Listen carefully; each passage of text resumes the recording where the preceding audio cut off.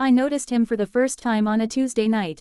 Not because he spoke, not because he moved, but because he was there, standing at the far edge of my dream, exactly where my mind usually left things unfinished. The dream itself was ordinary. I was walking through my childhood street, the houses frozen in a permanent dusk. The air felt thick, like I was breathing memory instead of oxygen. At the end of the road, beneath a flickering streetlight that never existed in real life, stood a man. He wore no clear face. Not darkness, just absence. Like someone had erased the details but left the outline behind. He didn't wave, he didn't chase, he just stood there, hands at his sides, watching. When I woke up, my heart was calm. No fear, no sweat, just a strange certainty that I had been observed. I would have forgotten him, dreams usually fade, but the next night, he returned. Different dream, same man. This time, I was in a hospital corridor, walls stretching endlessly in both directions. The lights buzzed above me, and doors lined the hallway like sealed secrets. At the far end stood the man, perfectly still. Same height, same posture, same faceless presence. He didn't belong to the dream's logic. He was inserted. By the fourth night, curiosity replaced unease. I started testing him. In one dream, I ran toward him. The world bent, stretched, resisted, but he remained at the same distance, as if space itself refused to let me reach him. In another, I screamed at him. "Who are you?" The dream sound died in my throat. He didn't react, but for the first time, something changed. He tilted his head. That small movement sent a shock through me stronger than fear. It was acknowledgement, proof that he wasn't just a symbol my mind was recycling. He was aware. I stopped sleeping, or at least, I tried. But exhaustion is a patient hunter. On the seventh night, I lost the fight. The dream came instantly. I was in my own bedroom. Everything was perfect. The cracked ceiling corner, the faint glow of the digital clock, the pile of clothes on the chair. I lay on the bed, dreaming of lying on the bed. That realization should have woken me up. Instead, I heard footsteps. Slow, measured. I couldn't move. Sleep paralysis wrapped around me like wet cement. The bedroom door was open. And in the doorway stood the man. Not at a distance this time. Not at the edge of the dream. He was close. For the first time, he spoke. "You notice patterns quickly," he said, his voice calm and oddly familiar.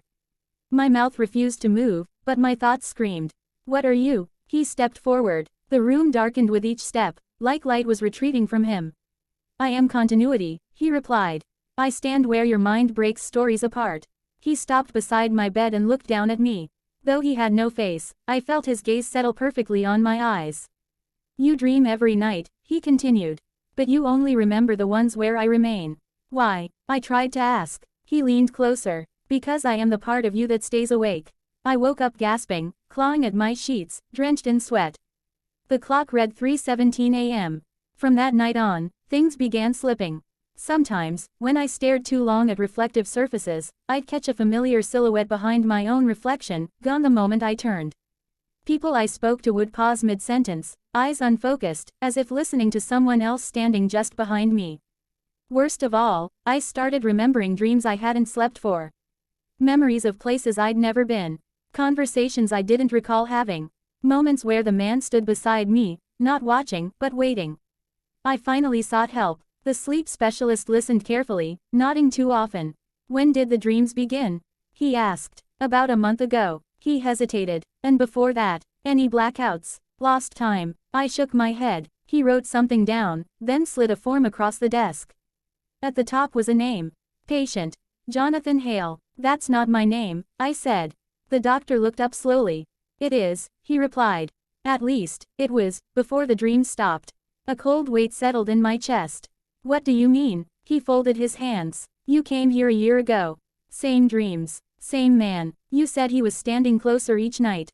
My mouth went dry. And then you stopped dreaming," the doctor said softly. "Or rather, you stopped waking up as yourself." The room felt unreal, like a thin layer of dream stretched over reality. "That's impossible," I whispered. The lights flickered. I felt it before I saw him. The man stood reflected in the glass cabinet behind the doctor. Closer than ever. The doctor's voice trembled. "You said when he reached you, he would take his turn." The man stepped forward, and suddenly, I remembered everything. I wasn't being followed. I was being replaced. Dream by dream, memory by memory. The man leaned close and spoke into my ear, his voice now perfectly matching my own. "Thank you," he said. "You kept the body alive." The world blinked. I opened my eyes. Morning light filled the room. My hands felt steady, familiar, normal. But when I passed the mirror on my way out, I paused. For just a second, at the far edge of the glass. Someone stood watching, and he was dreaming of me.